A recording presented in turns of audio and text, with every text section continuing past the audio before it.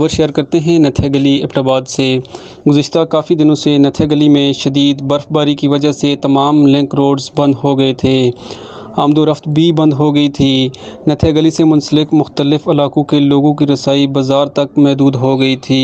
लोग काफ़ी मुश्किलात का सामना कर रहे थे क्योंकि इन इलाकों के लोग एशियाई खुर्दनोश और दीगर ज़रूरियाती ज़िंदगी की चीज़ें ख़रीदने के लिए काला बाग बाज़ार और एबटाबाद का रुख करते हैं। लेकिन गुज़िश्ता कई रोज़ से बर्फ़बारी की वजह से रोड्स बंद हो गए थे। इनमें एक रोड नथिया गली से खनकलां और अली आबाद को जाती है। यहाँ हज़ारों की तादाद में लोग रह रहे हैं। रोड बंद होने की वजह से उनका मामूल ज़िंदगी काफ़ी मुतासिर हुआ। आज तकरीबन 1 महीने बाद रोड खोला गया।